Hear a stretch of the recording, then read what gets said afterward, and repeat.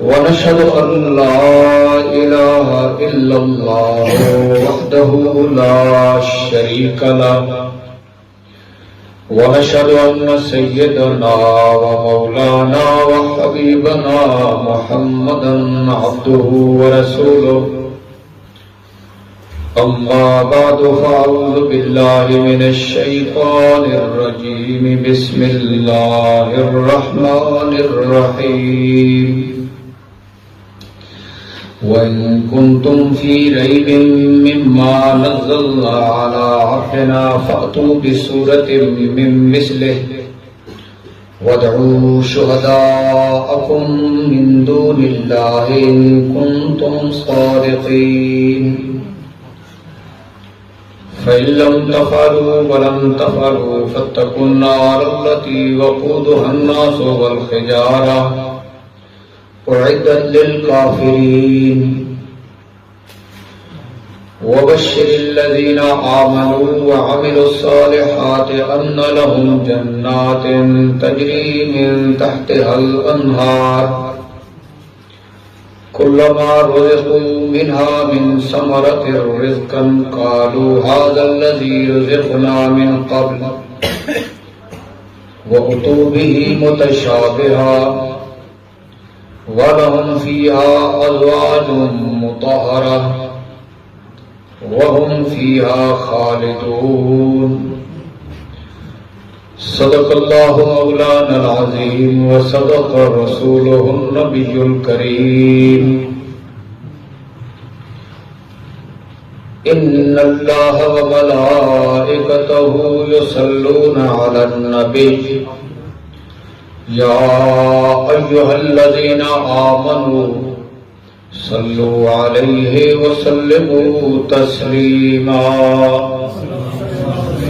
اللهم صل على سيدنا ومولانا محمد وعلى آل سيدنا ومولانا محمد صلاة دائمة مقبولة تؤدي بها عنا حقه العظيم الصلاة والسلام عليك يا سيدي يا رسول الله وعلى آلك وأصحابك يا حبيب الله الصلاة والسلام عليك يا سيدي يا رحمة للعالمين وعلى آلك وأصحابك يا خاتم النبيين هو الحبيب الذي ترجى شفاعته لكل هول من الأهوال مقتحمين يا رب بالمصطفى بلغ مقاصدنا واغفر لنا ما مضى يا واسع الكرم يا أكرم الخلق مالي من ألوذ به سواك عند حلول الحادث العممي فإن من جودك الدنيا وذرتها ومن علومك علم اللوح والقلم جاءت لدعوته الأشجار ساجدة تمشي إليه على ساق بلا قدم بلغ العلا بكماله كشف الدجى بجماله حسنت جميع خصاله صلوا عليه وآله مولاي صل وسلم دائما أبدا على حبيبك خير الخلق كلهم وعلى آله وأصحابه أجمعين رب اشرح لي صدري ويسر لي امري واحلل عقدة من لساني يفقهوا قولي. معزز سامعین، آج کے درس قرآن میں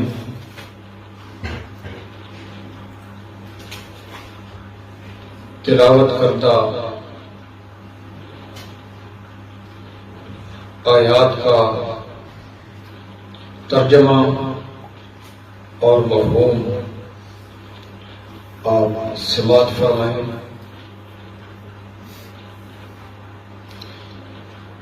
خالق کائنات جل جلالہ و عم نوالہ نے ارشاد فرمایا،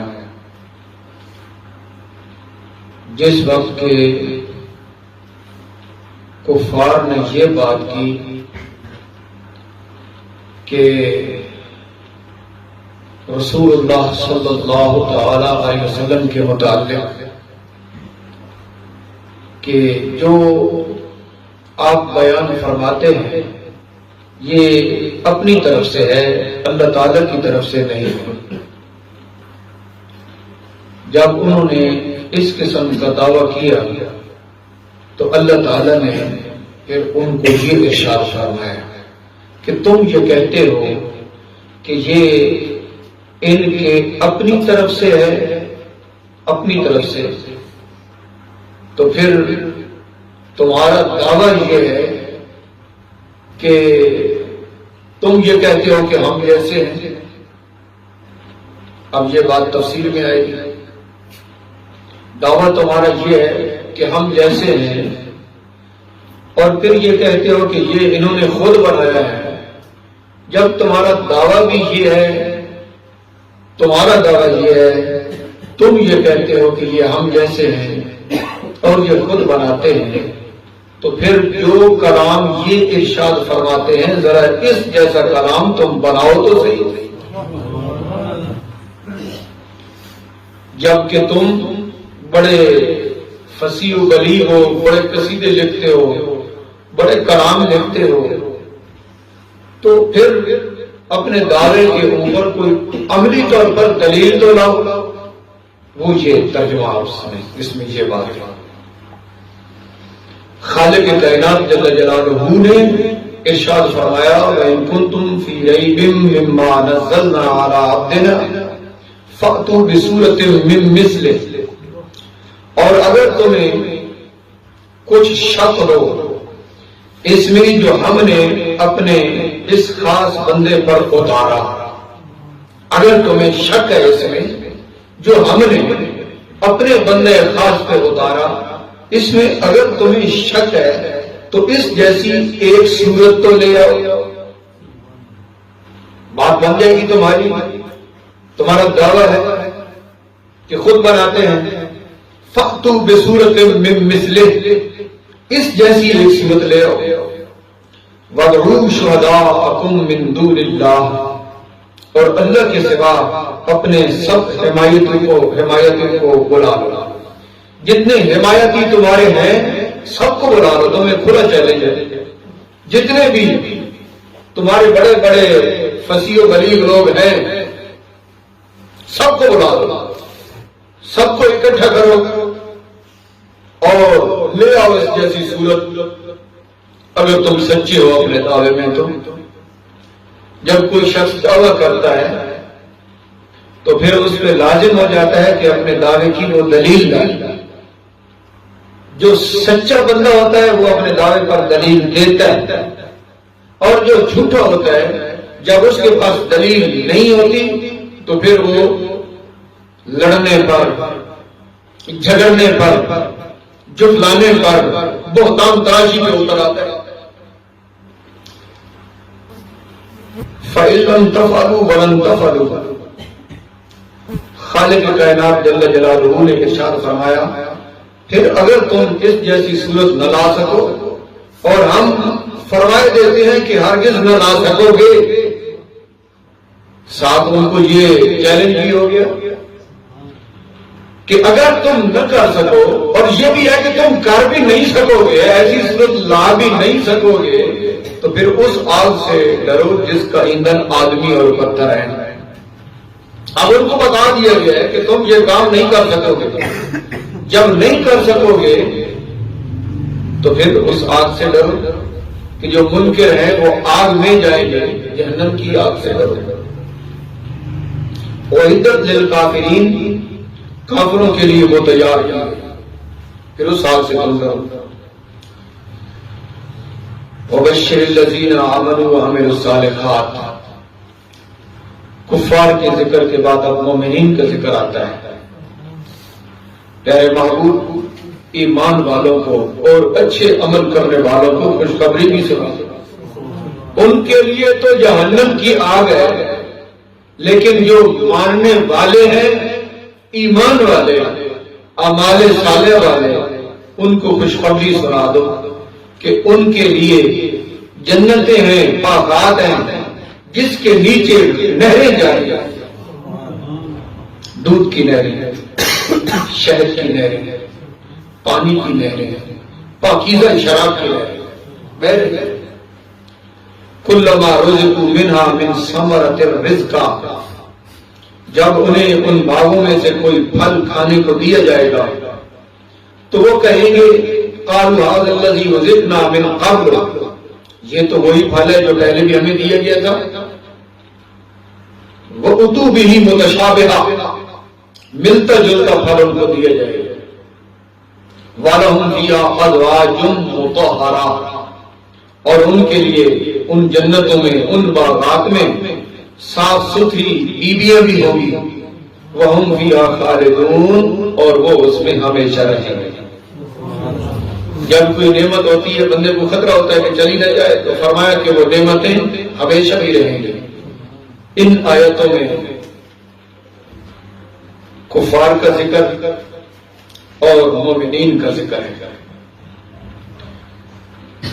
اب اس کی کچھ تفصیل آپ لوگ سماعت فرمائیں۔ اللہ کریم جل شانہ قرآن حکیم کے نور سے ہمارے دلوں کو روشن کرے۔ ہم اپنے آپ کو قرآن کے سامنے پیش کرتے ہیں، اللہ تعالیٰ کے احکامات کے سامنے پیش کرتے ہیں کہ کریم پروردگار اپنے خاص فضل اور کرم سے ہمارے دلوں کو ایمان کا نور نصیب فرمائے، اور اس نور سے پھر ہمارے مسائل حل ہو جائیں گے، سمجھ آئے گا۔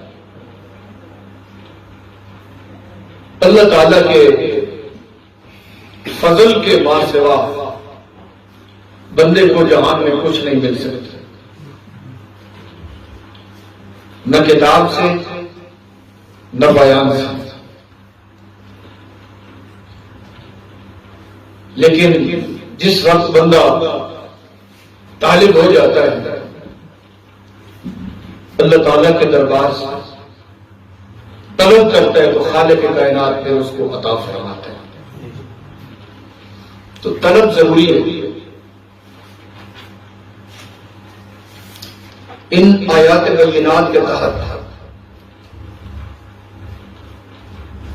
مفسرین نے لکھا ہے کہ رسول پاک صلی اللہ تعالی علیہ وسلم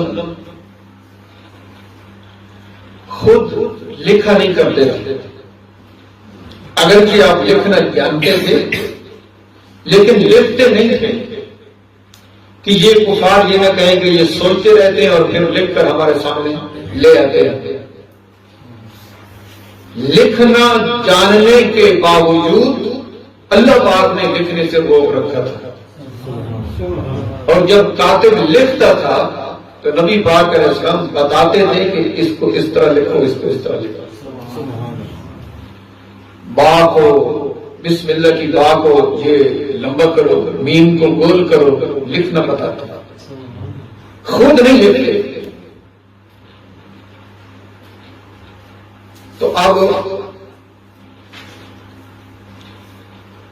اس آیت کے تحت لکھا علامہ اسماعیل حقی نے، دوسرے مفسرین نے بھی، کہ یہ بات تو بالکل واضح ہے کہ وہ قرآن حکیم کی صورت یا آیت کی مثل نہیں لا سکتے، اور یہ شک بھی ان کو تھا۔ حقیقت میں یہ کلام شکوک و شبہات سے وابستہ ہے، واضح بات ہے، لیکن ان کو کہا گیا ان کان الامر کما زعمتم من کونہ کلام البشر اذ انتم وهو سواء فی الجوہر والخلق واللسان، کہ اگر معاملہ اس طرح ہے جس طرح تم گمان کرتے ہو، تمہارا گمان یہ ہے کہ یہ کلام بشر کا ہے اور تم اور وہ برابر ہو، جوہر میں، خلقت میں، لسان میں، بشریت میں، کیونکہ کافر کی نظر بشریت پر تھی، مقام مصطفیٰ پر نہ تھی، حقیقت پر نہ تھی، تو ان کو کہا گیا کہ تمہارا تو یہ گمان ہے نا کہ یہ بشر کا کلام ہے، یعنی رسول پاک صلی اللہ تعالی علیہ وسلم کو بشر کہنا اور قرآن حکیم کو بشر کا کلام کہنا، یہ کافر تھا، کافر کا نظریہ ہے۔ تو فرمایا کہ تمہارا یہ گمان ہے کہ یہ بشر کا کلام ہے اور تم یہ کہتے ہو کہ ہم اور وہ یعنی رسول پاک صلی اللہ تعالی وسلم برابر ہے، تمہارا یہ دعویٰ ہے کہ برابر ہے، جسم میں، ہاتھ میں، پاؤں میں، دیکھنے میں، سننے میں بظاہر برابر ہے۔ تو پھر تمہیں چیلنج ہے کہ جب تم یہ دعویٰ بھی رکھتے ہو کہ ہم جیسے ہیں اور یہ کلام بشر کا ہے، تو پھر لے آؤ ذرا اس کی مثل صورت، لے آؤ، اور جو تمہارا گمان ہے اس گمان کے مطابق ذرا یہ کر دکھاؤ، اور اس میں تم اپنے بڑے بڑے جو رؤساء ہیں اور بڑے بڑے جو اشراف ہیں اور تمہارے گمان کے مطابق کہ تم کہتے ہو کہ بت بھی ہماری مدد کرتے ہیں، تمہیں چھٹی ہے کہ بتوں کو بھی لے آؤ، عرب کے رؤساء کو اکٹھا کرو، اشراف کو اکٹھا کرو، سارے پڑھے لکھے لے آؤ، اپنے بت بھی لے آؤ اور ذرا اس جیسی صورت بنا۔ جن بتوں کو تم نے خدا بنا رکھا ہے، یہاں تو تم یہ کہتے ہو کہ یہ کلام بشر کا ہے، اور تمہیں یہ چیلنج ہے کہ تم اپنے خداؤں کو لے آؤ۔ ان کو تو تم اپنے جیسا نعوذ باللہ بشر کہہ رہے ہو، تم اپنے خداؤں کو بھی لے آؤ اور اپنے بڑوں کو بھی اکٹھا کرو۔ تو عقل والے کے لیے یہ کتنی بڑی دلیل تھی، لیکن آپ توجہ کریں اس بات کی طرف کہ جس وقت بندے کی سمجھ کے اوپر تالے لگ چکے ہوتے ہیں کسی بھی وجہ سے، وہ جو اندر فرعونیت ہوتی ہے اس کی وجہ سے، جو اندر تعصب ہوتا ہے اس کی وجہ سے، جو اندر جہاد ہوتا ہے اس کی وجہ سے، تو اتنی بڑی دلیل بھی وہ نہیں سمجھتا۔ وہ خالق کائنات جل جلالہ نے جو ارشاد فرمایا بہت واضح تھا کہ تم ایسا نہیں کر سکو گے، جب نہیں کر سکتے تو پھر مان جاؤ کہ یہ کلام بشر کا نہیں، یہ خالق کائنات کا کلام ہے، اور یہ جن پہ نازل ہو یہ تم جیسے نہیں ہیں، یہ اللہ کے خاص بات ہے۔ لیکن وہ یقیناً اس طرح نہ کر سکے، اور یہ کیسے ہو سکتا تھا کہ اللہ پاک جل شانہ نے ارشاد فرمایا کہ تم یہ کام کر بھی نہیں سکو گے اور وہ کر بھی نہ سکے، تو اس کے باوجود جن کے دلوں پہ اتنے بڑے تالے تھے، سمجھ کے اوپر اتنے بڑے پردے تھے، پھر بھی وہ نہ سمجھا۔ قرآن خود شہادت دیتا ہے کہ ان کو پتہ بھی تھا کہ یہ سچے ہیں، پھر بھی نہیں مانتے۔ یہ جو ضد اور تعصب ہوتا ہے نا، یہ اتنی بری چیز ہے، جب انسان اس میں پھنس جاتا ہے نا تو پھر وہ حق بات کی طرف نہیں آتا، نہ سمجھتا ہے نہ اس کے مطابق بات کرتا ہے، بلکہ اپنی ضد کے مطابق وہ اپنے معاملات طے کرتا ہے۔ تو ارشاد فرمایا کہ تم اس جیسی صورت لے آؤ، اور وہ یقیناً نہ لا سکے۔ اس مقام پہ علامہ اسماعیل حقی نے ایک روایت درج فرمائی ہے۔ حضرت عبداللہ ابن مسعود سے روایت ہے، وہ فرماتے ہیں کہ یرجع اتباع ابلیس کل عیشہ الى سیدہم فیقول کل واحد منہم بین یدی فعلت کذا وغررت فلانا الزائد حتی یقول اصغرہم انا منعت صبیا من الکتاب فیقوم ابلیس بین یدیہ ویقعدہ الى جنبہ فرقا بما فعل۔ یہ روایت یہاں پہ درج فرمائی کہ یہ ابلیس کا معاملہ ہے، جو اس نے شیطان کا معاملہ ہے، جو اس نے اپنے ان چیلوں کو رسول پاک صلی اللہ علیہ وسلم کے دربار سے روکا شیطان نے۔ تو اس مقام پہ پھر اس مناسبت سے اس روایت کو درج فرمایا کہ ابلیس کے جتنے بھی تابعدار ہیں، اس کی جو ذریت ہے، اس کی اولاد ہے، اس کا جو لشکر ہے، وہ ہر شام آ جاتے ہیں ابلیس کے پاس، اکٹھے ہو جاتے ہیں، اور وہ اپنی اپنی وہ جو کمائی ہے، جو ان کی رپورٹ ہے اور جو انہوں نے کام کی ہے، وہ آ کے پیش کرتے ہیں۔ ان میں سے ہر ایک سامنے آتا ہے اور وہ کہتا ہے کہ میں نے یہ کیا، میں نے یہ کیا، میں نے فلاں زاہد کو دھوکہ دیا، اور اس کو میں نے عبادت کے اندر کسی دھوکے میں مبتلا کیا، کبھی کرنے نہ دی عبادت، اور کبھی اس کے اندر کوئی وسوسہ ڈال دیا، ریاکاری والا، تکبر والا، فخر والا، یا تو عبادت کرے نہیں، اور کرے تو ایسی نہ ہو کہ وہ عبادت ہو سکے۔ تو وہ آ کے شیطان کو اس کے چیلے بتاتے ہیں کہ میں نے یہ کیا، میں نے یہ کیا، وہ سب کو اس کے مطابق جواب دیتا ہے، یہاں تک کہ ایک چھوٹا آتا ہے، وہ کہتا ہے کہ میں نے ایک بچے کو تعلیم سے روکا، میں نے ایک بچے کو تعلیم سے روکا ہے۔ شیطان کھڑا ہو جاتا ہے اس کے احترام میں، بڑا کھڑا ہو جاتا ہے اور اس کو اپنے پاس بٹھاتا ہے، یہ شاباش دینے کے لیے کہ تم نے سب سے بڑا کام کیا تعلیم سے۔ یہ جو ہم یہاں بیٹھے ہیں، یہ بھی سلسلہ تعلیم ہے، تعلیم کا سلسلہ ہے۔ تو اس کو وہ اپنے پاس بٹھاتا ہے کہ تو نے سب سے بڑا کام کیا ہے کہ تو نے ایک طالب علم کو، ایک بچے کو تعلیم سے، کتاب سے دور کیا، تو نے سب سے بڑا کام کیا ہے۔ کیوں کہ جو پڑھ جائے گا، عالم بن جائے گا، وہ خود بھی بچے گا، دوسروں کو بھی بچائے گا۔ تو یہ کام اس کو اچھا نہیں لگتا۔ پڑھنے والا، پڑھانے والا، تعلیم والا، معلم والا، متعلم والا، تو اس کو وہ سب سے زیادہ پاس بیٹھاتا ہے۔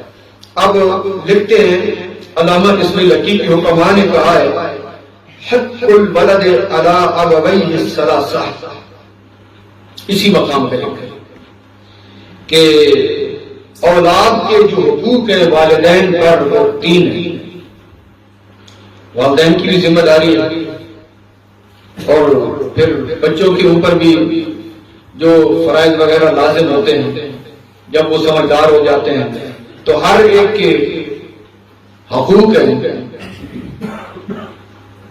تو ارشاد فرمایا کہ اولاد کے حقوق یہ ہیں والدین پر 3 حقوق ہیں، اور یہ والدین کو چاہیے کہ وہ اپنی اولاد کو دیں۔ آگے جو معاملہ بھی ہوگا وہ اللہ تعالیٰ اس کو بہتر جانتا ہے، لیکن والدین کے لیے ضروری ہے کہ وہ اپنی اولاد کو حقوق دیں۔ وہ کیا ہے کہ سب سے پہلے تو یہ کہ جب بچہ پیدا ہو تو اس کا خوبصورت نام رکھے، اچھا نام رکھے۔ یہ نہیں ہے جس طرح کہ یہ کھلاڑیوں کو دیکھ کر نام رکھتے ہیں، فلمی ایکٹر کو دیکھ کر نام رکھتے ہیں، فنکاروں کو دیکھ کر نام رکھنا. پتہ ہے نا آپ کو یہ بڑا خطرناک کام ہے. یعنی ان کی نیت میں یہ ہوتا ہے کہ وہ مشہور آدمی. حالانکہ آپ کو شاید معلوم نہیں ہوگا کہ یہ جو فنکار یا اداکار یہ کیا ہوتے ہیں, توجہ نہیں ہوگی آپ کی. یعنی کہ اپنے لفظوں میں ہم جن کو میراثی کہتے ہیں اور گویے کہتے ہیں, جو اس قسم کے نام ہیں, کنجر کہتے ہیں اپنی زبان میں. پھر ان کو دوسرے نام دیے گئے, فنکار, اداکار, یہ قسم کے ہیں وہی جو پہلے کچھ عرصہ پہلے اپنے اس ماحول میں جن کو ہم جو ناچنے والے ہوتے ہیں ان کو کیا کہتے ہیں, کنجر نہیں کہتے. گانے والوں کو, گانے والے جو ہوتے ہیں ڈرامے بنانے, ان کو میراثی نہیں کہتے, میراثی کہتے ہیں. آپ گھبرا گئے ہو گئے بھائی, یہ دیکھیں, یہ بات سمجھے آپ, وہ میراثی نہیں ہوتے, کنجر نہیں ہوتے, ان کو دوسرے نام دے دیے گئے. فنکار, اداکار, کام وہی ہے, وہ گاتے ہیں, ڈرامے کرتے ہیں, ناچتے ہیں, سارا کچھ کرتے ہیں, وہی کام نہیں. صرف نام جو ہے نا وہ الگ دیا گیا ہے. اور اس میں نام الگ دینے میں یہ ایک بہت بڑی پالیسی ہے کہ کنجر کہیں گے, میراثی کہیں گے تو اس میں کوئی نہیں آئے گی. جب فنکار, اداکار کہیں گے تو عوام اور سید اور بڑے بڑے روزگار جو نماز میں آ رہے ہیں. یہاں تک کہ آپ نے پڑھا ہوگا کہ فلموں کے اندر بھی سید اور سیدات, سیدہ, یہ نام پڑھتے ہو گیا.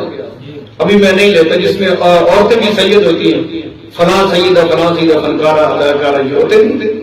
تو نام بدلے گئے ہیں, کام وہی ہے. میراثی ہمارا ہے, کام وہی ہے, لیکن نام جو ہے وہ تبدیل کیے گئے. اور پھر ہمارے معاشرے میں ان کے حقوق بھی مان گئے باقاعدہ. گورنمنٹ کی طرف سے کھلاڑیوں کے حقوق ہیں, ان فنکاروں کے حقوق ہیں, باقاعدہ یہ احتجاج کرتے ہیں کہ ہمارا حق ہم کو نہیں دیا جا رہا, صرف وہ جو نام کا لیبل لگا. تو بات یہ ہے کہ جو حقوق ہیں والدین کے وہ یہ ہے کہ اپنے بچے کا اچھا نام رکھیں, مذہبی, کیونکہ نام کا شخصیت کے اوپر اثر ہوتا ہے. اچھا نام رکھیں, عبداللہ, عبد الرحمان, اس قسم کے نام جو حدیث میں جن کا ذکر آیا, جن کا مفہوم اچھا ہو وہ نام رکھیں. خوبصورت نام رکھیں, یہ پہلی بات ہے. اور اس کے بعد اس کو قرآن کی تعلیم دیں, ادب کی تعلیم دیں, اور اس کو علم پڑھائیں. اور اسی طرح پھر آگے اس کا ختنہ ہے, یہ سارے اس میں آ جائیں گے کہ یہ 3 کام ضرور کریں. والدین بچوں کے لیے اچھا نام رکھیں, قرآن کی تعلیم دیں, اور ان کو ادب سکھائیں, اور ان کو علم پڑھائیں. جو یہ سارے کام جو ہے والدین کے اوپر لازم ہے کہ ابتداءً اس کو پتہ ہوگا ایمان کیا ہے, اسلام کیا ہے. جو علم فرض ہے وہ ضرور اس کو حاصل ہے. ہر شخص جو مسلمان کا جو ہر بچہ ہے اس کو وہ علم ضرور دیا جائے جو علم کیا ہے, فرض ہے. اور باقی آگے مزید پڑھنا جو فرض کفایہ ہے وہ الگ درجہ ہے.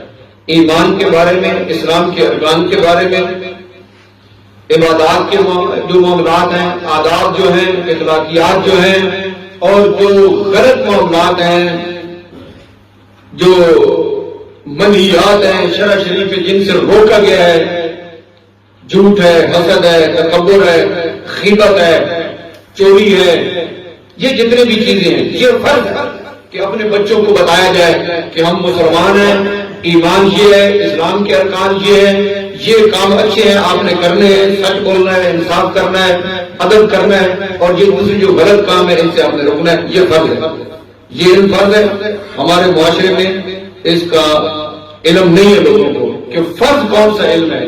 ہم نے یہ سمجھ رکھا ہے کہ بچوں کو سکول بھیج دیں گے تو سارے فرض پورے ہو جائیں گے. یہ نہیں ہے, بچوں کو سکول بھیج دیں گے تو سارے فرض پورے ہو جائیں گے. حالانکہ اس طرح نہیں ہے. کچھ باتیں آپ لوگ پہلی بات تو آپ نے اس پہ غور و فکر کرنا ہے. ہم یہ سمجھتے ہیں کہ بچے کو اگر سکول بھیج دیا گیا تو یہ سارا علم پڑھ لے گا.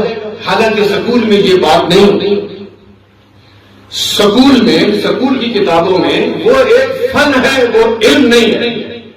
تعلیم وہ ہے جو اللہ تعالیٰ جل شانہ کے احکامات ہیں، رسول پاک صلی اللہ تعالی وسلم کے ارشادات ہیں، جو دین ہے، عقیدہ ہے، جو نظریہ ہے، اور پھر جو اسلام کے احکامات ہیں۔ تعلیم یہ ہے، باقی وہ روزگار کے کچھ فنون ہیں اور کچھ ایسے معاملات ہیں، اس کو تعلیم جو عرف میں کہا جاتا ہے وہ ایک سمجھیں کہ ایک عرف بن چکا ہے، یا غلطی سمجھ لیں، اصل میں وہ تعلیم نہیں ہے۔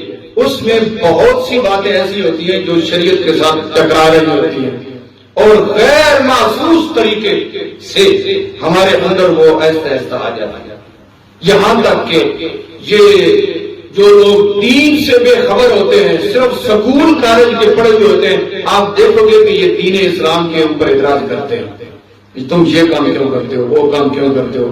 بالکل وہ نظریات کے اوپر بھی اعتراض کریں گے اور معاملات کے اوپر بھی اعتراض کریں گے، اور جتنے کام وہ کریں گے وہ اکثر و بیشتر شریعت مطہرہ کے خلاف۔ اور اس کی سینکڑوں مثالیں ہیں کہ سکول اور کالج کی کتابوں میں بہت سی باتیں ایسی ہوتی ہیں جو اگر ہمارا اس کے اوپر بس نہیں چلتا کہ ہم اس کو درست کریں یا ہمارا نصاب درست ہو، تو پھر باپ کی ذمہ داری ہے، عالم دین کی ذمہ داری ہے، معلم کی ذمہ داری ہے کہ وہ بتائے کہ یہ بات اسلام کے خلاف ہے، ورنہ خرابی ہو جائے گی۔ تو اب کون بتائے گا؟ میں ویسے ضمنی طور پر ایک بات آپ کے سامنے رکھتا ہوں تاکہ آپ کو کچھ پتہ چل جائے کہ یہ کیا معاملات ہیں جس کو ہم تعلیم کہتے ہیں۔ یہ یہاں سے میں نے بات لے لی ہے کہ بچوں کو جو تعلیم ہے وہ والدین کے اوپر فرض ہے۔ اگر بچہ قرآن نہیں پڑھتا، نماز نہیں پڑھتا، دین کے بارے میں اس کو معلومات نہیں ہے، تو والدین نے یہ فرض پورا نہیں کیا۔ یہ فرض پورا کہاں سے ہوگا؟ عالم دین سے۔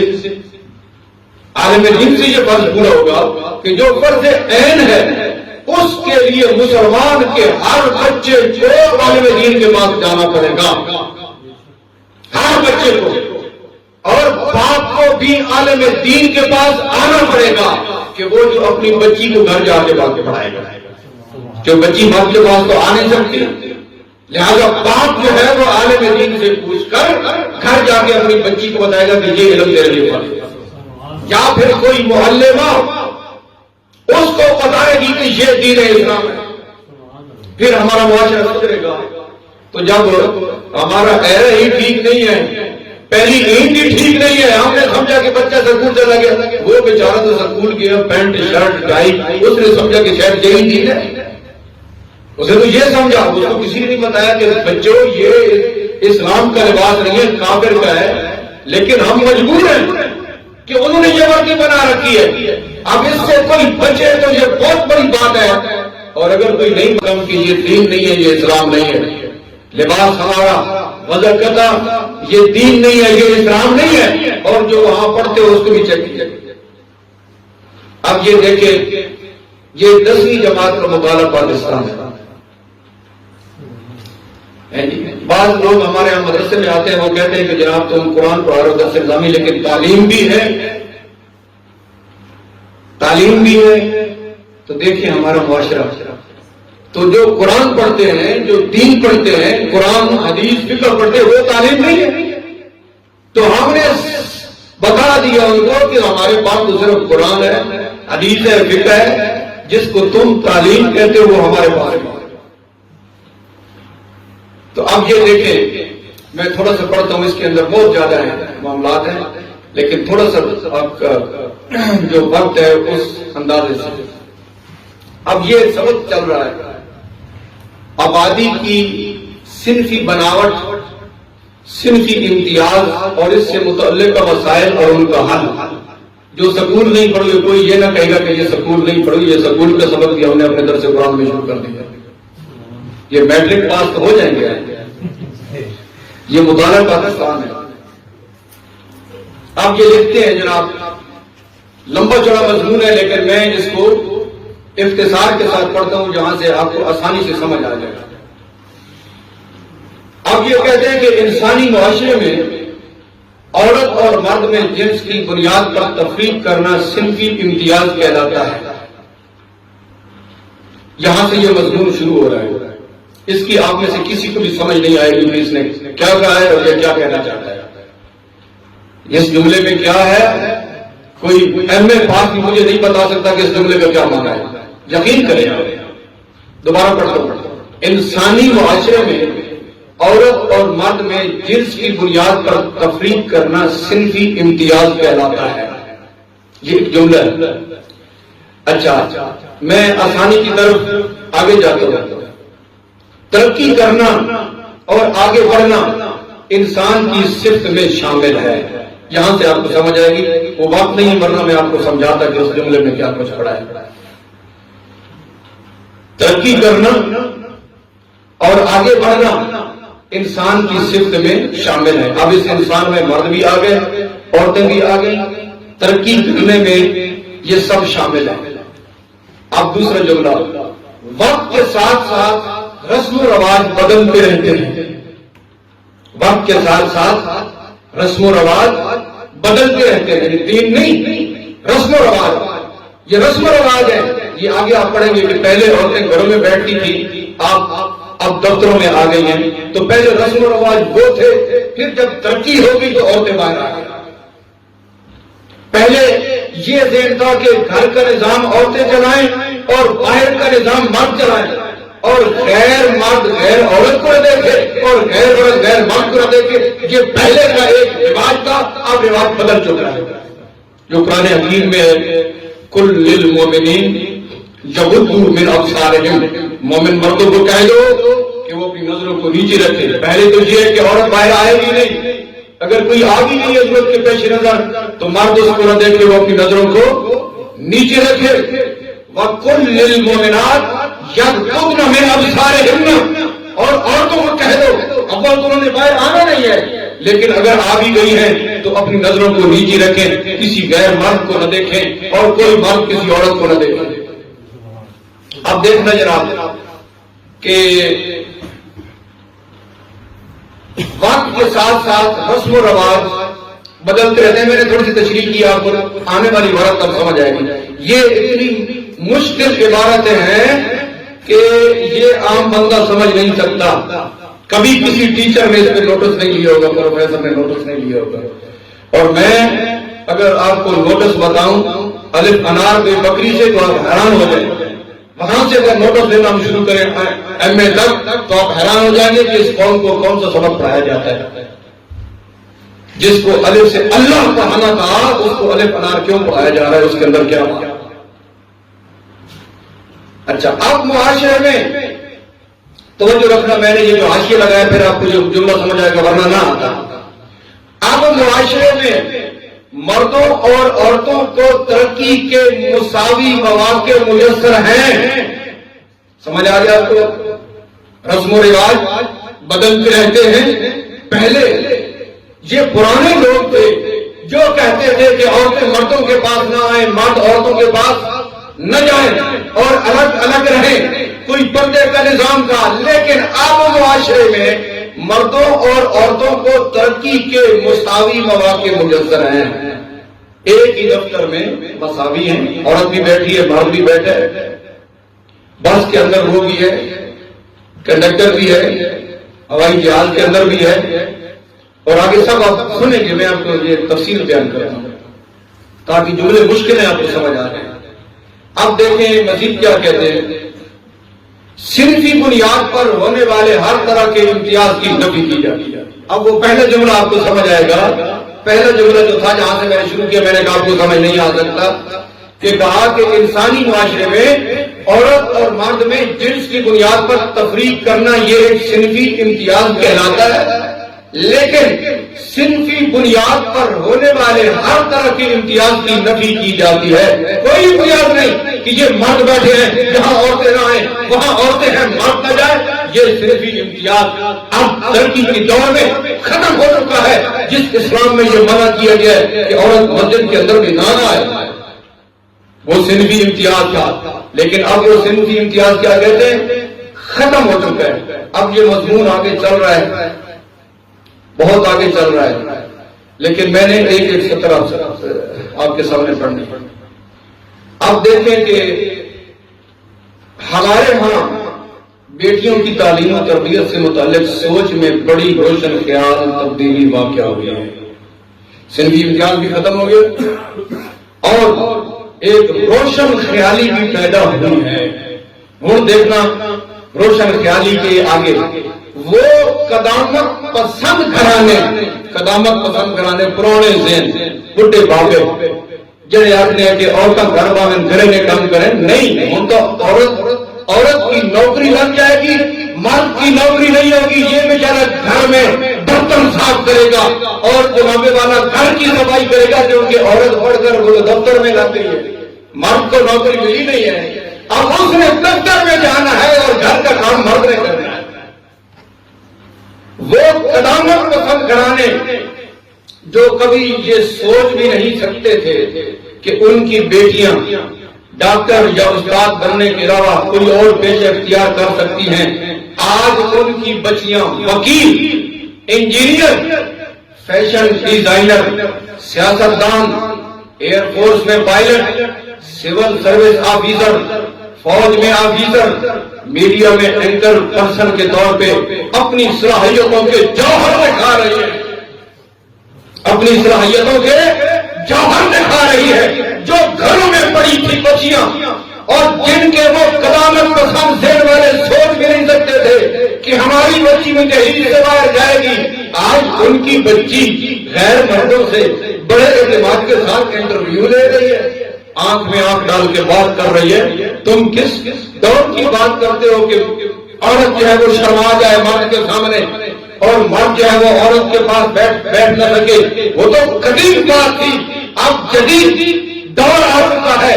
پہلے اب روشن خیال ہو چکے ہیں، پہلے تو اندھیرا تھا، پہلے تو لوگ اندھیرے میں ڈوبے ہوئے تھے. تو آج یہ سب کچھ ہو رہا ہے کہ بچیاں اپنی صلاحیتوں کے جوہر دکھا رہی ہیں. یہ ایک میں نے جملہ پڑھا ہے، اس کے اندر درجنوں جملے ہیں جس کو کیا کہا جاتا ہے. بچی جب بچہ سکول چلا گیا تو اس نے تعلیم حاصل کر لی. یہ اسلامیات کے اندر 8ویں کی اسلامیات ہے، نظر آ رہی ہے.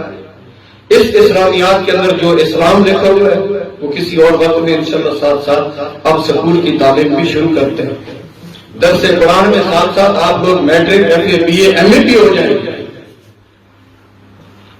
معزز سامعین، تو میں نے یہ بات یہاں سے اٹھائی ہے کہ والدین کی ذمہ داری ہے جناب کہ وہ جو ضروریات دین ہیں اپنے بچوں کو بتائیں. اول تو یہ ہے کہ جو علم فرض عین ہے وہ ہر باپ کو آنا چاہیے. وہ جو کام بھی کرتا ہے جس شعبے میں بھی ہے جو علم فرض ہے اگر اس کو پتہ نہیں ہے تو وہ مسلمان کہتا ہے.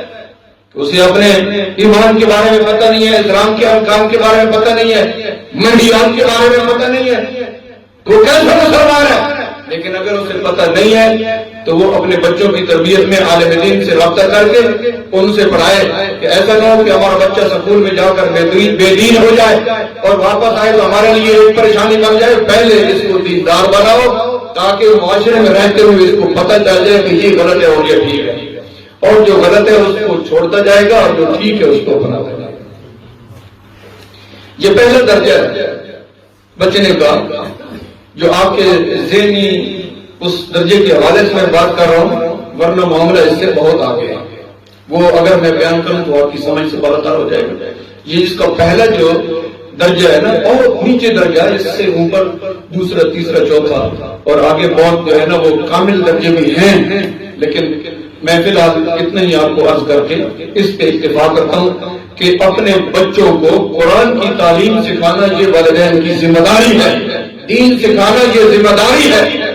ایسے نہ ہو کہ وہ بظاہر تو بہت زیادہ پڑھ جائے لیکن اس کو آتا قرآن بھی نہ ہو، اس سے آتی نماز بھی نہ ہو، اور بندہ بظاہر کلمے پڑھ جائے اور اس سے پوچھا جائے کہ نماز میں سجدہ صاحب کس طرح ہوتا ہے تو اسے پتہ نہ ہو کہ سجدہ صاحب کس طرح ہوتا ہے. فرائض واجبات ہیں، فرض کی تاکید سے ہوتا ہے، وجہ واجب کے رہ جانے سے ہوتا ہے، تو اس کو پتہ ہو کہ ہماری نماز میں فرض کون سے، واجب کون سے. یہ علم فرض ہے.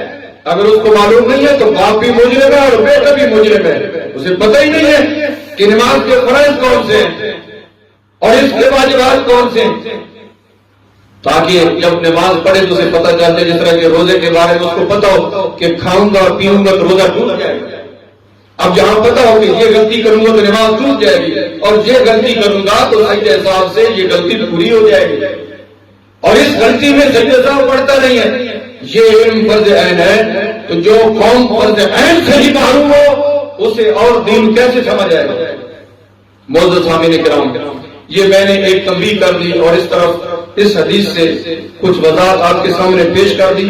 اللہ تعالی ہمیں جو ہے نا درست سوچ عطا فرمائے کہ ہم صحیح سمت کی طرف چلنے لگیں، اور جو چیز ہم نے حاصل کرنی ہے اس کے درپے ہو جائیں، یہاں تک کہ ہمیں دین کی جو روشنی ہے وہ نصیب ہو جائے۔ اب اس کے بعد مفسر نے ارشاد فرمایا وَلِلْقُرْآنِ ظَهْرٌ وَبَطْنٌ وَلِبَطْنِهِ بَطْنٌ إِلَىٰ سَبْعَةِ أَبْطُنٍ۔ مصنوی شریف کے حوالے سے بھی لکھا کہ قرآن کا ایک ظاہر ہے اور ایک باطن ہے۔ کچھ لوگ صرف ظاہر تک رہتے ہیں، اور جو ظاہر تک رہتے ہیں یہ کافرانہ سوچ ہے۔ پتہ ہے آپ کو کافر نے بھی نبی پاک علیہ السلام کو بشر کہا، صرف ظاہر تک رہنا، صرف ظاہر تک رہنا یہ کافر کی سوچ ہے۔ ارشاد فرمایا قرآن کا ایک ظاہر ہے اور ایک اس کا باطن ہے، ایک اس کا باطن ہے، اور جو اس کا باطن ہے نا اس کے اندر 7 باطن اور ہے۔ جو قرآن کا باطن ہے مزید 7 باطن اس کے اور ہیں، لیکن یہ ہر باطن اس ظاہر کے مطابق ہے۔ ایسا نہیں ہے کہ اس کے مطابق نہ ہو، اور کوئی دھوکہ دینے کی کوشش کرے کہ یار تم ظاہری شریعت کے اوپر عمل کر رہے ہو، ظاہری شریعت تمہارے سامنے ہے، ہمارے پاس باطنی شریعت ہے۔ کوئی ایسا دھوکہ دینے کی کوشش کرے اور اسلام کے ارکان کا انکار کرے تو یہ ہرگز نہیں ہو سکتا۔ کیوں کہ جو باطن ہے وہ ظاہر کی نفی نہیں کرے گا، اس کو اور تقویت دے گا، اس کے اندر حسن پیدا کرے گا، اس کے اندر اور زیادہ نور پیدا کرے گا، لیکن باطن ہے۔ اور پھر یہاں پر ارشاد فرمایا کہ جو ظاہر ہوتا ہے علماء اس کی تفسیر کرتے ہیں، جس طرح کہ ہم تفسیر جو علماء نے کی ہے میں آپ کے سامنے وہ بیان کر رہا ہوں۔ تو تفسیر کرنے کا مقام تو ہمارا بھی نہیں ہے نا، جو ظاہر کی تفسیر علماء کریں گے، جن علماء نے تفسیر کی ہے ہم کچھ پڑھ کر سمجھ کر آپ کو آگے بیان کرتے ہیں۔ تفسیر کرنے والوں کا مقام اور ہے، اور پھر باطن میں جانے والوں کا مقام پھر مزید اور ہے۔ کتنے بترے ہیں جی، مودودی نے ترجمہ چاہ کے فلانے نے ترجمہ چاہ کے سارا اسلام بچ آیا پہ گلوں کو میں تے بڑی باریکیاں، ایڈا سوکھا نہیں اسلام کے ہر نتو بتو سمجھ آ گیا۔ علماء کی طرف رجوع کرنا پڑے گا، فقہاء کی طرف رجوع کرنا پڑے گا، مفسرین کو دیکھنا پڑے گا، پھر جا کے پتہ چلے گا کہ اسلام کیا ہے اور دین کیا ہے۔ فرمایا کہ جو اس کا ظاہر ہے اس کی تفسیر جو ہے وہ علماء کرتے ہیں، اور جو اس کا باطن ہے ایک اور آگے درجہ ہے وہ اہل تحقیق ہیں، وہ اس کے باطن کو بیان کرتے ہیں۔ وہ اہل تحقیق ہیں، وہ اس کے باطن کو بیان کرتے ہیں، لیکن اہل تحقیق جب باطن کو بیان کر رہے ہوتے ہیں تو ظاہر کی نفی نہیں ہو رہی ہوتی، بلکہ وہ ظاہر اور زیادہ مضبوط ہو رہا ہوتا۔ اگر ظاہر میں یہ ہے کہ تم نماز پڑھو تو اس باطن میں اس نماز کے مزید روحانی کمالات سامنے آئیں گے، اس کی نفی نہیں ہوگی کہ جو تم مسجد میں پڑھتے ہو وہ تو ظاہر شریعت ہے، میں گھر میں بیٹھ کے اللہ کر رہا ہوں، یہ باطن ہے۔ باطن ایسا نہیں ہوتا، باطن ظاہر کے مطابق ہوتا ہے اور اس کو مزید مضبوط کرتا ہے، ایسا نہیں ہوتا باطن۔ یہ شریعت کی خلاف ورزی کرنے والے اور کہتے ہیں کہ ہم خانہ کعبے میں نماز پڑھتے ہیں، ہماری نماز اور ہے، یہ ظاہر ملا کی نماز اور ہے، فقیر کی نماز اور ہے، وہ فقیری نہیں ہوتی، وہ بہت بڑا دھوکہ ہوتا ہے۔ یہاں جنہوں نے ارشاد فرمایا ہے کہ یہ جو اہل تحقیق جو کچھ بیان کرتے ہیں یہ کتاب اور سنت کے مطابق ہوتا ہے۔ اگلی بات سنو کہ اگر وہ باطن قرآن اور سنت کے مطابق نہ ہو اور شریعت کے مطابق نہ ہو فہیہ الحاد و زندقہ، پھر وہ بے دینی ہے، پھر وہ کفر، بندہ زندیق ہو جاتا ہے، ملحد ہو جاتا ہے، کافر ہو جاتا ہے اگر وہ ایسا باطن بیان کرنا جو ظاہر کے مطابق آئے۔ اس لیے یہاں کوئی اس قسم کی چکر بازی نہیں چل سکتی کہ ظاہر شرع اور ہے اور باطن شرع اور ہے۔ اگلی آیت کریمہ میں وَبَشِّرِ الَّذِينَ آمَنُوا وَعَمِلُوا الصَّالِحَاتِ، کفار کا ذکر ہوا اور اب مومنین کا ذکر ہے، تھوڑا سا یہ بھی ہو جائے، دو آیتوں کی تفسیر ہو جائے۔ مومنین کے لیے خوشخبری ہے، وَبَشِّرِ الَّذِينَ آمَنُوا وَعَمِلُوا الصَّالِحَاتِ، خوشخبری ان کے لیے جو ایمان لے آئے اور اچھے عمل کیے، ایمان لے آئے اور اچھے عمل کیے۔ جہاں ارشاد فرمایا کہ یہ عطف ہے یہاں پہ کہ ایمان بھی اور اچھے عمل بھی، کوئی یہ نہ کہے کہ بس ہمارا ایمان بڑا مضبوط ہے ہمیں عمل کی ضرورت نہیں، تو یہاں دونوں چیزوں کا ذکر ہے۔ وَبَشِّرِ الَّذِينَ آمَنُوا وَعَمِلُوا الصَّالِحَاتِ، خوشخبری ان کے لیے ہے جو ایمان بھی لے آئے اور انہوں نے اچھے کام بھی کیے۔ اسلام کے جو ارکان ہیں ان ارکان کو بھی اس نے اپنایا، یہ نہ کہا کہ گھر بیٹھے رہا اور کہا کہ ہم بڑے مومن ہیں اور باقی ساری عبادات ہمارے دل میں اندر ہی ہضم ہو رہی، ایسی بات نہیں ہے۔ بلکہ دیکھیں یہاں پر حدیث شریف لکھی ہوئی، بشر المشائین الی المساجد فی ظلم اللیال بالنور التام یوم القیامہ، حدیث شریف لکھی اس آیت کے تحت مفسر ہیں، تو آپ سمجھ جائیں گے کہ اس کی تفسیر کیا ہے۔ خوشخبری ہو ان لوگوں کو جو اندھیروں میں مسجدوں کی طرف چل کر جاتے ہیں، اندھیرا ہوتا ہے رات کا، مغرب عشاء صبح اندھیرا ہوتا ہے، خوشخبری سنا دو میرے محبوب، ان کو خوشخبری سنا دو جو اندھیروں میں چل کر مسجدوں کی طرف جاتے ہیں، گھر نہیں بیٹھتے، وہ مسجدوں کی طرف جاتے ہیں۔ کس چیز کی خوشخبری سنا دو؟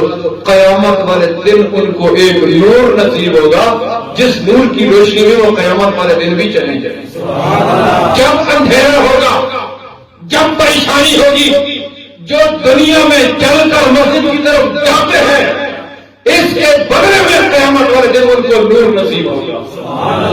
جب اندھیرا ہو، بندہ ڈر رہا ہو اور خوبصورت روشنی ہو جائے تو کتنا حوصلہ آ جاتا ہے۔ تو ان کو اندھیرے نہیں ہوں گے، ان کو پریشانی نہیں ہوگی، نور بھی تمام ہوگا، خوبصورت کامل مکمل نور ان کو روشنی عطا فرما رہا، یہ شریعت ہے۔ اور پھر ایک اور بات کی، فرمایا دو باتیں ہیں، ایمان اور عمل صالح، فَإِنَّ الْإِيمَانَ أَسَاسٌ وَالْعَمَلَ الصَّالِحَ كَالْبِنَاءِ عَلَيْهِ۔ ارشاد فرمایا کہ ایمان بنیاد ہے اور جو باقی عمل ہے وہ اس کے اوپر تعمیر ہے۔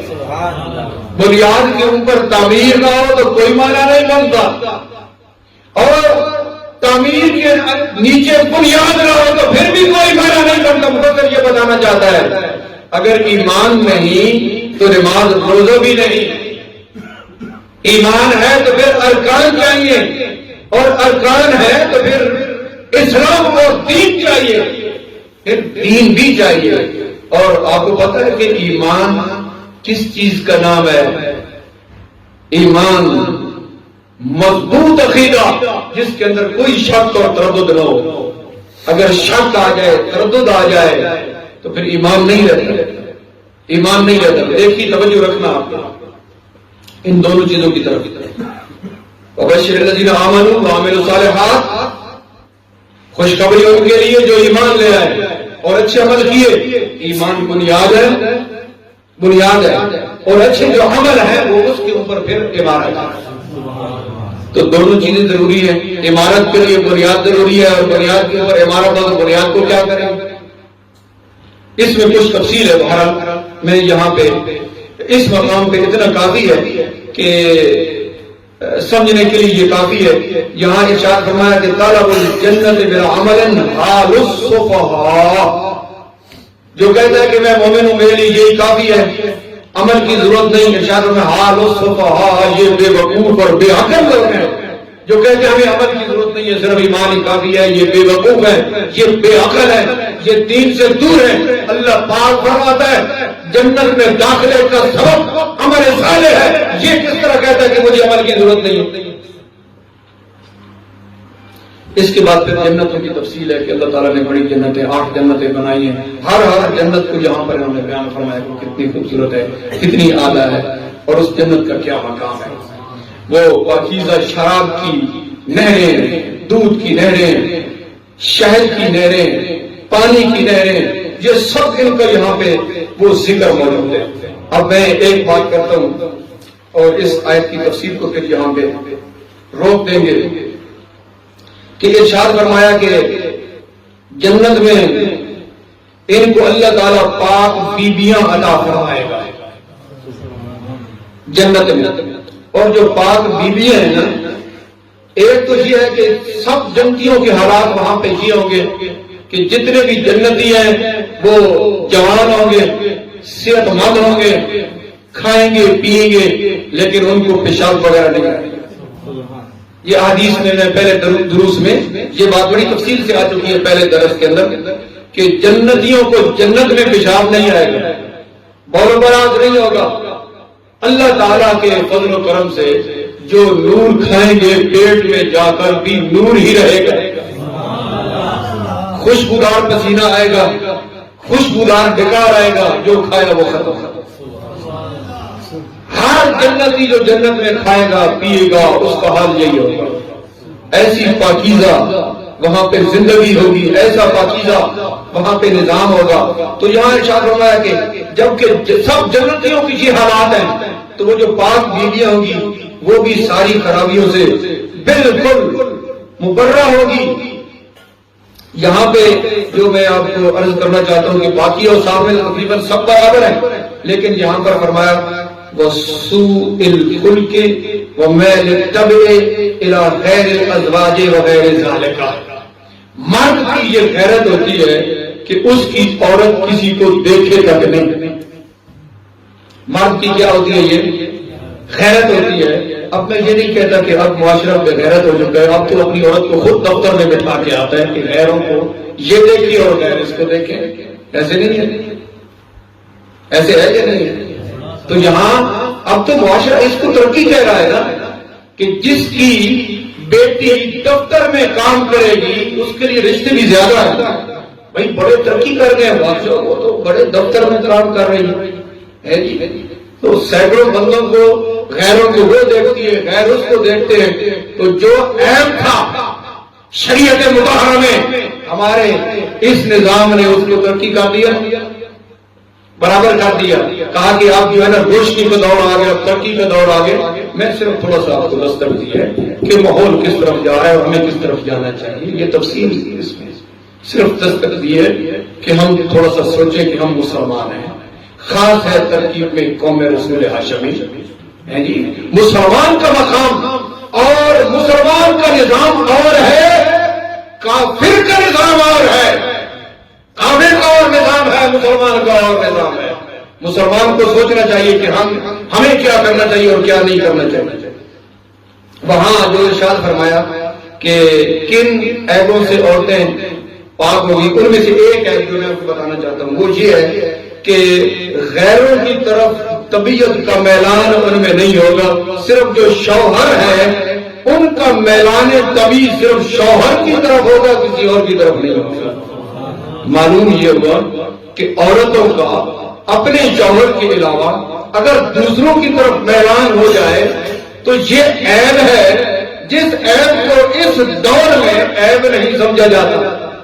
اور دوسروں کی طرف جو میلان کے اسباب ہیں وہ خود فراہم کیے جاتے ہیں بازاروں میں، دکانوں میں، دفتروں میں. تو لامالا جب عورت باہر ہوگی اور غیروں کو دیکھے گی تو اس کا میلان ہوگا یا نہیں ہوگا غیر کی طرف. تو آپ دیکھ لیں کہ یہاں پر جنتی عورتوں کے جو اوصاف بیان کیے جا رہے ہیں وہ یہ ہیں کہ پھر یہ ہے کہ وہ اس میں جنتی ہمیشہ رہیں گے، مرے گی بھی نہیں اور جنت سے ان کو نکالا بھی نہیں جائے گا. ہر قسم کی جو ہے نا وہ کمزوری سے پاک ہوں گے. اور آگے لفظ آیا ہے وَيَزْدَادُونَ كُلَّ يَوْمٍ جَمَالًا وَحُسْنًا. جس طرح کہ دنیا میں بندہ دن بدن بڑھاپے کی طرف جاتا ہے، کمزوری کی طرف جاتا ہے دنیا میں، تو برعکس جنت میں ہمیشہ جمال اور حسن اور شباب کی طرف جائے گا۔ دنیا میں بندہ کمزوری کی طرف جاتا ہے، بڑھاپے کی طرف جاتا ہے، دانت گر جاتے ہیں تو پہلے کی طرح نہیں رہتا، حسن کمزور پڑ جاتا ہے، جنت میں حسن بڑھتا جائے گا۔ یہ جنتیوں کا جب کفار کا ذکر فرمایا تو اس کے بعد جنتیوں کا ذکر بھی فرمایا۔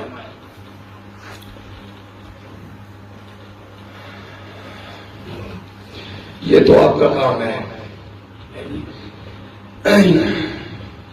ایک اعلان سماعت فرمائیں، آنے والی 26 تاریخ کو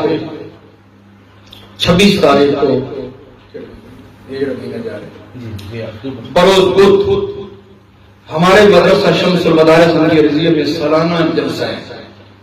ایک ہی جلسہ ہوتا ہے سال میں، اس میں جن بچوں نے حفظ کیا ہے ان کی دستار بھی ہوتی ہے، اور جن بچوں نے درس نظامی کے نصاب 8 سالہ اور کسی نے 10 سالہ پڑھا ہے ان کو بھی اعزاز دیا جائے گا، شاباش دی جائے گی کہ انہوں نے 10 سال 8 سال قرآن حدیث فقہ پڑھا ہے۔ تو جنہوں نے یہ نصاب مکمل کیے ہیں ان کی دستاریں بھی ہیں۔ تو میں آپ کو دعوت عرض کر رہا ہوں، اور میری دعوت سال میں آپ کو پتہ ہے ایک دفعہ ہی ہوتی ہے،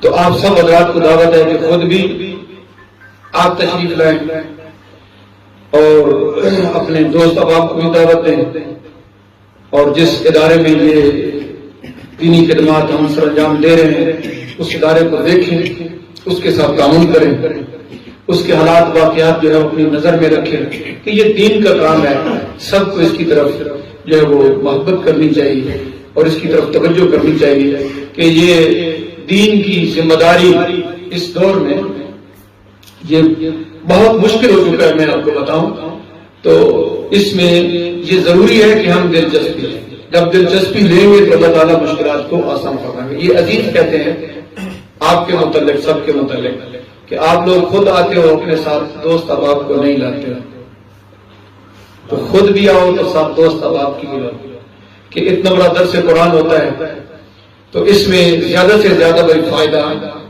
آگے پہنچے۔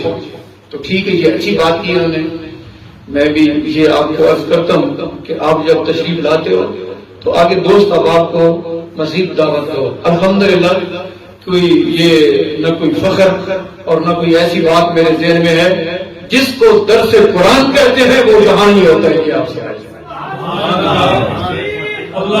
فخر کے طور پہ نہیں، یا رسول اللہ یا علی، جس کو درس قرآن کہتے ہیں۔ اور اس کی میں انشاءاللہ آنے والے کیونکہ وقت کافی ہو گیا ہے، کسی درس میں اس کی وضاحت کر دوں گا کہ ہر شخص وہ کسی نہ کسی دائرے میں بند ہے۔ الحمدللہ سب دائروں کو کراس کر کے، سب بتوں کو پاش کر کے آزادانہ طور پہ اگر ائمہ اور مفسرین کے پیچھے کوئی چل رہا ہے تو یہ بدلے بدلے مفسرین کو سامنے رکھا ہوا ہے، ائمہ دین کو سامنے رکھا ہوا ہے، کوئی کسی لیڈر کے پیچھے، کوئی کسی اپنے قائد کے، کوئی کسی اپنے پیر کے پیچھے، کوئی کسی اپنے ادارے کو بیان کر رہا ہے، اور سارے یہ اپنی اپنی بولیاں بول رہے ہیں۔ الحمدللہ ہمارا یہ دعویٰ ہے کہ قرآن کی تفسیر بیان کرتے ہیں جو مفسرین نے بیان کی۔ کبھی آپ نے سنا کہ میں نے کسی ادارے کا نام لیا ہو، کسی تنظیم کا، کسی انجمن کا یا اپنے کسی مرکز کا، صرف قرآن کی تفسیر۔